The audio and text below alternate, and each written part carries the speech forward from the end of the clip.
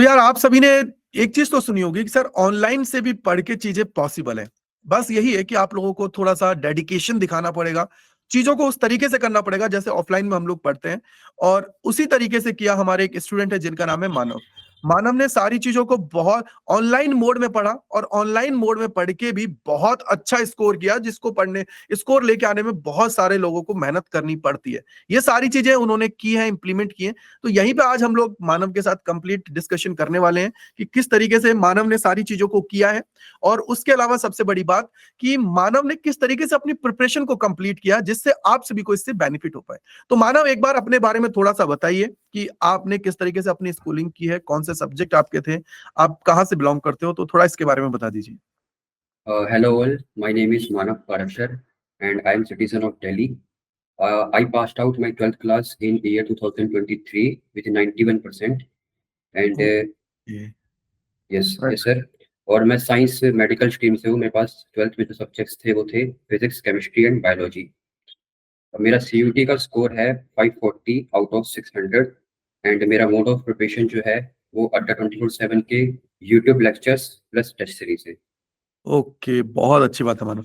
मानव एक बार मैं आपसे ये पूछना चाहूँगा कि आपने जब सीयूईटी के बारे में सबसे पहले सुना कहाँ से कि यार सीयूईटी कोई एग्ज़ाम होता है जिसके द्वारा देश की टॉप सेंट्रल लेवल यूनिवर्सिटीज़ के अंदर एडमिशन होता है, तो इसके बारे में कहाँ से आपको आइडिया लगा? दरअसल सर, जो मेडिकल स्टूडेंट होता है उसको एक चीज़ पता होती है कि हमको नीट देना है। Right, right. सबके ध्यान में होता है उसके नीट एक होता है पेपर जो हम 12th के बाद दे सकते हैं। तो मेरे पास भी सर वही एक ऑप्शन था कि हाँ, नीट एग्ज़ाम होता है, मेरे को वो क्रैक करना है, इतने मार्क्स चाहिए, इतनी कट ऑफ है, मेरे को ये कॉलेज मिल सकता है। लेकिन जो मेरे कॉमर्स के स्टूडेंट्स थे, दोस्त थे और आर्ट्स के दोस्त थे, वो सब मेरे को बता रहे थे कि तुम हमारी स्ट्रीम में जो होता है वो सीयूटी होता है। तो मैंने फिर पूछा कि हमारे पास सीयूटी देने का ऑप्शन नहीं है क्या? मैंने अपने साइंस वाले जो दोस्त थे मेरे, उनसे पूछा हमारे पास सीयूटी देने का ऑप्शन नहीं है?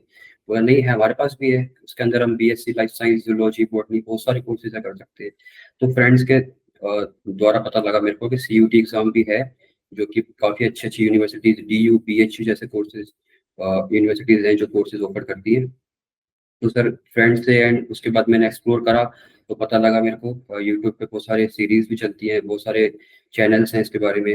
अड्डा 24/7 के बारे में पता लगा कि इसके अंदर बहुत अच्छी पढ़ाई हो रही है एंड सर बस ऐसे ही पता लगा मेरे को इसके बारे में। ओके, ओके, बहुत अच्छी बात है। मतलब आपने सारी चीज़ें मतलब जानी प पूरा इसके बारे में छानबीन की कि किस तरीके से सारी चीज़ें इसके अंदर हैं और उसके बारे में जान के आपने कंप्लीट किया। मैं यहाँ पे आपसे मानव एक चीज़ पूछना चाहूँगा कि आपने जो ये प्रिपरेशन कर रहे थे, तो उस टाइम पे क्या स्ट्रैटेजी आपने कंप्लीट अपनाई थी? और सबसे बड़ी बात मैं कहीं-कहीं सुनता हूँ कि मैंने तो 25 घंटे पढ़ाई की, तो क्या आप भी 25 घंटे पढ़ाई करते थे या फिर उससे नॉर्मल जो भी चीज़ें हैं उसके बारे में थोड़ा-सा बताइए? नहीं, नहीं सर, बिल्कुल ऐसा नहीं कि 25 घंटे तो नहीं, बिल्कुल कोई ह्यूमन है, मशीन नहीं है हम। हाँ, अ, मतलब यही ना मतलब बहुत सारे लोग मैं इंटरव्यूज़ सुनता हूँ कि 25 घंटे पढ़ाई करनी चाहिए, तो वही चीज़ था। तो एक बार बताइए आपने किस तरीके से अपनी स्ट्रैटेजीज़ को अपनाया? कैसे आपने पूरी प्रिपरेशन को किया? जी सर, मैं एक्चुअली ड्रॉपर हूँ। 2023 के अंदर मैंने एग्ज़ाम दिया था अपने 12th क्लास का, उसके बाद 24 में मैंने सीयूटी दी है। अ, ओके, जो मैंने ड्रॉप लिया था एक्चुअली नीट के लिए दिया था। नीट के अंदर अच्छा स्कोर नहीं आ पाया। अच्छा स्कोर आने के बावजूद भी कुछ ऐसी कट ऑफ चली गई कि इस बार सिलेक्शन नहीं हो पाया। लेकिन सीयूटी के एक मेरे पास था ऑप्शन कि हाँ, मैं ये दे सकता हूँ और इसके अंदर मैं अच्छा स्कोर कर सकता हूँ। मेरे को पूरी जी-जान लगानी है। अब मेरे पास सीयूटी एक ऑप्शन है, जिससे मैं एक अच्छी यूनिवर्सिटी में पढ़ सकता हूँ। राइट। तो जब मैं नीट की प्रिपरेशन कर रहा था, तो मेरे पास मेरे अपने ध्यान रख रखा था कि मेरे को सीयूटी भी देना है, इसके लिए भी मेरे को शुरू से ही प्रिपरेशन करनी पड़ेगी। जो चैप्टर्स डिलीटेड हैं नीट के अंदर वो सीयूटी में आएँगे, मेरे को उनके लिए भी प्रिपरेशन करनी है। मेरे को उसी तरह फ़ॉलो करना है बिल्कुल, जैसे मैं 12th कर रहा था। तो 12th के अंदर हम क्या करते हैं, एनसीईआरटी पढ़ते हैं, जो टीचर पढ़ाता है वो करते हैं। सीयूटी के अंदर बस यही फ़र्क है कि हमको ऑब्जेक्टिव पेपर देना है, हमको एमसीक्यू सॉल्व करने हैं, ठीक है? प्लस थोड़ा-सा ये है कि वहाँ पे टाइम लिमिट है, टाइम के अंदर हमको पूरी चीज़ें कंप्लीट करनी है। तो स्टार्टिंग से ही मैंने जो लेक्चर्स होते हैं यूट्यूब पर, फ्री लेक्चर्स होते हैं, मैंने उनको फ़ॉलो करा है। मैंने इसके अलावा कुछ फ़ॉलो नहीं करा। अड्डा 24/7 के लेक्चर्स होते हैं, फ्री यूट्यूब लेक्चर्स थे, उनको फ़ॉलो करा, टेस्ट दिया, बस टीचर ने जो नोट्स बनवाए उनको कंप्लीट करा साथ-साथ। इसके अलावा मैंने कुछ नहीं किया। मैं टेस्ट देता था टाइम पर, उसका एनालिसिस करता था, इसके अलावा मैं कुछ नहीं करता था। कोई मतलब ऐसा ये भी बात है कि बच्चा अगर ठान ले तो ऑनलाइन के ऊपर भी अड्डा 24/7 ने इतना अच्छा कंटेंट प्रोवाइड करा रखा है कि अगर उसको भी पढ़े, तो उसका काम हो जाएगा। बस उसको बिल्कुल सिर्फ सर, टेस्ट सीरीज़ वो है, लेकिन उसको सीक्वेंस वे में पढ़ना ज़रूरी है, तब जाके वो बिल्कुल, चीज़ें बिल्कुल। होंगी, राइट है। तो मैं यहाँ पे एक बार आपसे यूट्यूब पे पूछना चाहूँगा कि कौन-कौन सी ऐसी सीरीज़ेज़ थी जिसको आपने फॉलो किया था? सर लास्ट में एक बार निचोड़ सीरीज़ आई थी, उसको मैंने राइट, बहुत अच्छे से फ़ॉलो किया था। एक और चीज़ मेरे को नहीं पता थी कि हम सीयूटी में कैसे क्वेश्चन्स आते हैं। मेरे को तो नीट के बारे में पता था कि नीट में कैसे क्वेश्चन्स आते हैं, मैं उसके लिए पढ़ भी रहा हूँ 1 साल से। सीयूटी की बिल्कुल नॉलेज नहीं थी कि कैसे क्वेश्चन्स आएँगे, क्या होगा, कैसे प्रीवियस ईयर क्वेश्चन्स तो पता ही नहीं थे, इसमें भी प्रीवियस ईयर क्वेश्चन्स हैं।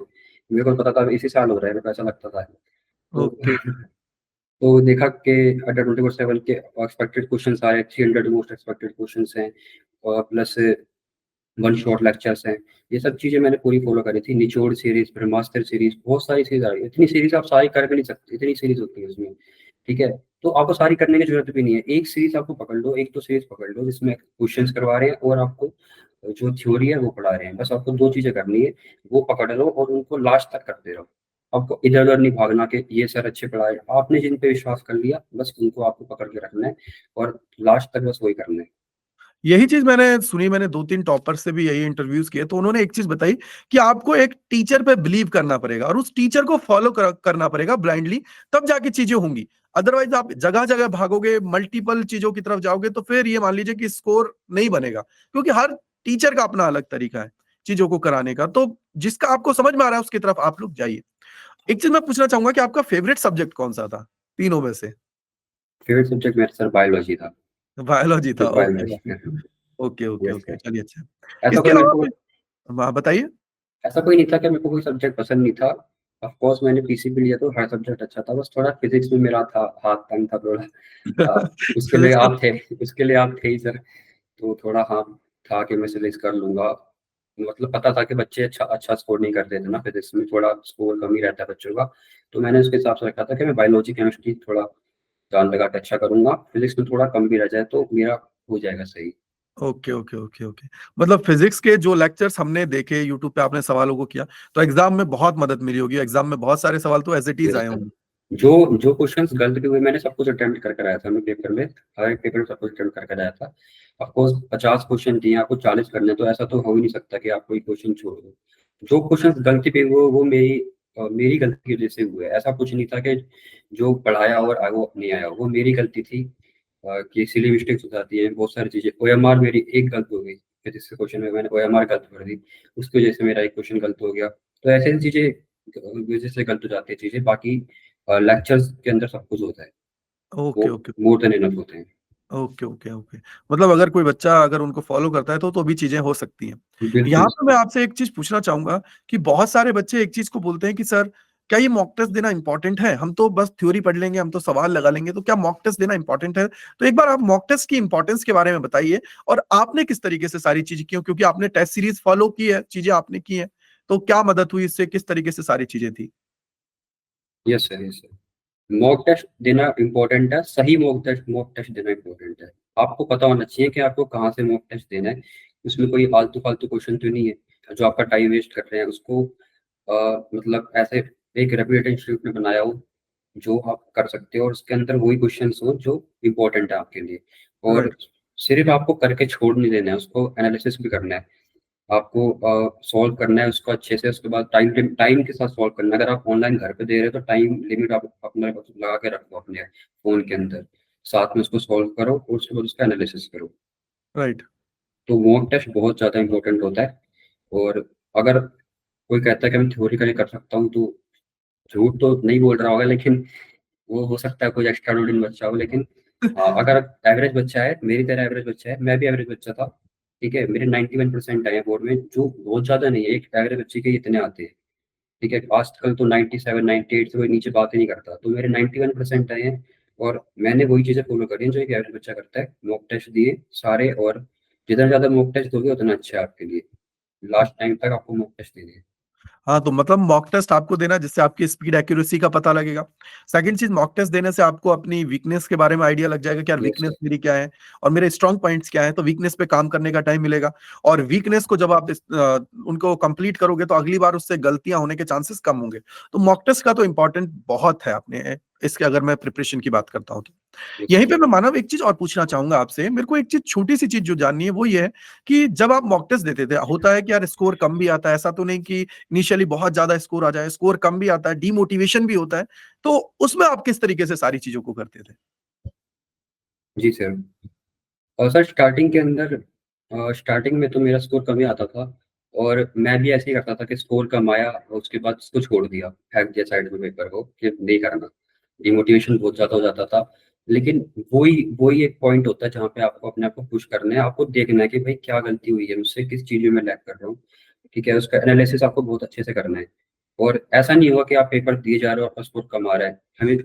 एक ना एक बार ऐसा होगा कि स्कोर आपका बढ़ेगा और लास्ट में जाते-जाते वो 500 प्लस स्कोर होगा और 700 प्लस होगा, जो भी है आपका स्ट्रीम। तो उसके हिसाब से आप मॉक टेस्ट देते रहो, उसका एनालिसिस करते रहो और जो चीज़ आपकी वीक है उसको दोबारा देखो, तिबारा देखो, दोबारा देखो, एक ना एक बार तो आएगी। तो करते रहो आप लास्ट तक, वो हो जाएगा आपका सही बिल्कुल। राइट है। तो मतलब मेन चीज़ तो यही है कि यार आपको सिर्फ़ और सिर्फ़ बिलीव रखना है और अपने ऊपर काम करना है। मॉक टेस्ट आपने दिया, मॉक टेस्ट देना बहुत बड़ी बात नहीं है। हुँ, मॉक टेस्ट का एनालिसिस करना बहुत बड़ी बात है। उसका एनालिसिस करना है कि यार कौन-सा मेरा सवाल गलत हुआ है, क्यों हुआ है? क्या मैं जो सोच रहा था वो ही कॉन्सेप्ट था या नहीं था या कुछ अलग कॉन्सेप्ट है? क्योंकि यही चीज़ है।